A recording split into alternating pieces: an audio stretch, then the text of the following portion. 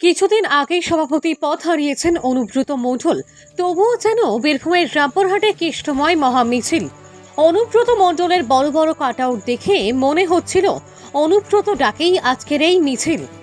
কিছুদিন আগে নলহাটি শহরে অনুব্রত মণ্ডলের একটি অনুষ্ঠান থেকে জানিয়েছিল বীরভূমের সমস্ত সাব ডিভিশনে একটি করে বড় মহামিছিলের আয়োজন করা হবে। আরও বলেছিল খুব বড় করে দলীয় নেতৃত্বদের নিয়ে এই মিছিলের ডাক দিয়েছিল।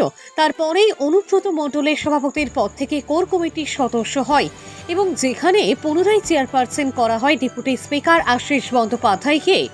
সেই মতো রবিবার বিকালে রামপুরহাট শহরে মহামিছিল ছিল। রামপুরহাট দলীয় কার্যালয় থেকে মিছিল শুরু হওয়ার কথা থাকলেও বৃষ্টির কারণে মিছিল বিক্ষিপ্তভাবে হয়।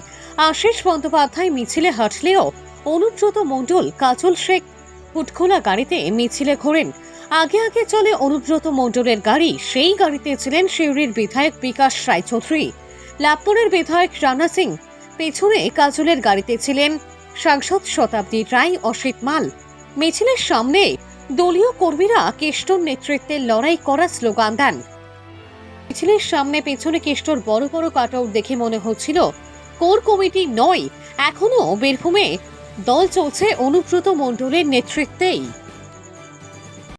আর যারা বুথের কর্মী এই জল ঝড় উপেক্ষা করে আপনারা এসছেন, কোটি কোটি সালাম জানাই। আপনারা মমতা ব্যানার্জিকে ভালোবাসেন, আপনারা অভিষেক ব্যানার্জিকে ভালোবাসেন, তার জন্য সালাম এবং কুন্নিস। আমি আপনাদের কাছে কৃতজ্ঞতা থাকলাম তৃণমূলের কর্মী হয়ে। আপনারা যেমন কর্মী, আমিও একটা কর্মী।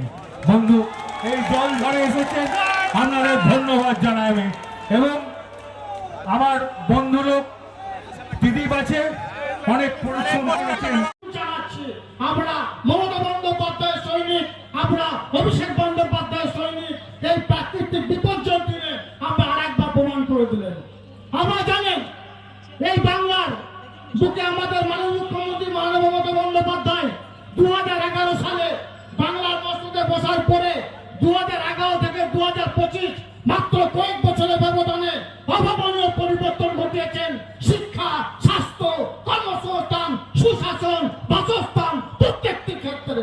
তাই বাংলাকে ব্যতি রেখে সারা ভারতবর্ষের বুকে যে অঙ্গরাজ্যগুলি আছে, কোন একটা অঙ্গরাজ্যে দেখাতে পারবেন না এই ধরনের জনমুখী প্রকল্প আছে।